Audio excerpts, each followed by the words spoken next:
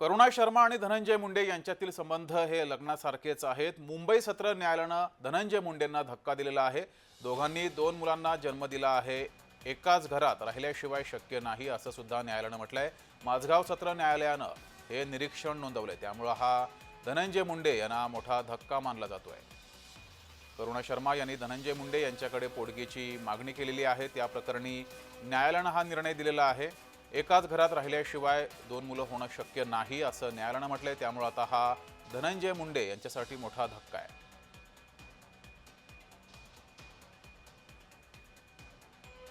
करुणा शर्मा आणि धनंजय मुंडे यांच्यातील संबंध हे लग्नासारखेच आहेत असं माझगाव सत्र न्यायालयानं निर्णय दिलेला आहे। त्यामुळे हा धनंजय मुंडे यांच्यासाठी मोठा धक्का मानला जातोय। करुणा शर्मा यांनी धनंजय मुंडे यांच्या विरोधामध्ये न्यायालयामध्ये पोटगीसाठी याचिका दाखल केली होती। त्यानंतर धनंजय मुंडे यांच्या वकिलांनी लग्न या दोघांमध्ये झालं नाही असा युक्तिवाद केला होता। मात्र यावर आता मुंबई सत्र न्यायालयानं निर्णय दिलाय।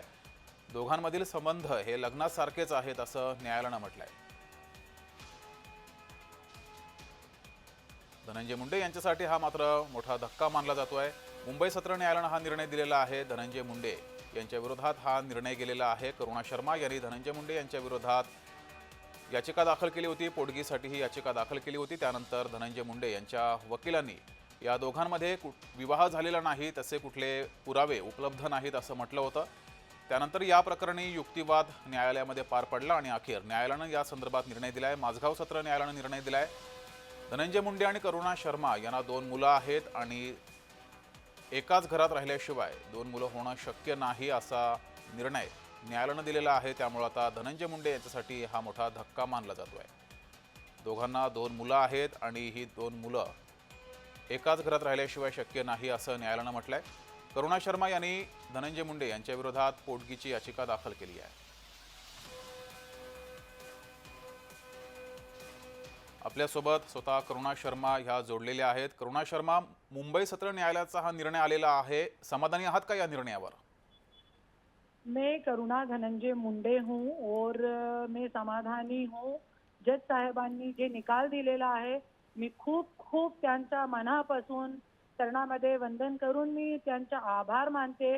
क्योंकि मला अगोदर असं वाटत होतं, ज्यावेळी मी कोर्टामध्ये गेली होती आणि माझ्या नवऱ्याने पण मला असं सांगितलं होता की तू जिंकू शकत नाही, क्योंकि मी मंत्री आहे, मी सत्तामध्ये आहे, असं सगळी गोष्ट मला सांगितली होती। तो कुठे ना कुठेतरी मी डिप्रेस पण होती की नाही, मी जिंकू शकत नाही, मला इतकी कोर्ट कचेरीची नॉलेज नाहीये।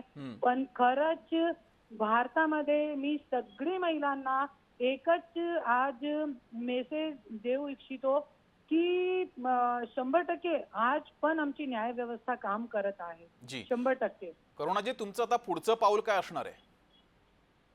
जसं की आता तो काय मोठी गोष्ट झालेली नाहीये। ठीक आहे, आमच्या जे लग्नाचा जज साहेबांनी शिक्कामोर्तब केलेला आहे की लग्न होता आणि त्याच्याकडून 2 मुलं बाळे झालेले आहे ना, 27 वर्ष तुम्ही दोघी सोबत राहिलेले आहे। तो आज ये तो ठीकच चालेल, ठीकच आहे। पण याचे पुढे हे जे डोमेस्टिक व्हायलन्स आहे, आज 2008 मध्ये माझी आईने आत्महत्या केली होती। मी स्वतः विष प्राशन केला होता 2008 मध्ये।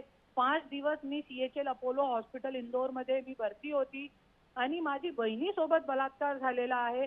हे सगळी गोष्ट आहे आणि आता आपण बघते 3 वर्षापासून सगळी मीडिया बघते भारताची की माझ्यावरती मारहाण केली, मला 2-2 वेळेस जेलमध्ये टाकलं, माझी गाडीमध्ये रिव्हॉल्वर सारखी वस्तू रखण्याचा घाणेरडा कृत्य केलेला आहे माझ्या नवऱ्यानी। तो ये खूप मोठी गोष्ट आहे, जो डोमेस्टिक व्हायलन्स जे पुढे आमच्या केस आहे त्याच्यामध्ये बघण्यासारखं राहते। करुणाजी, धन्यवाद दिलेल्या प्रतिक्रियेबद्दल।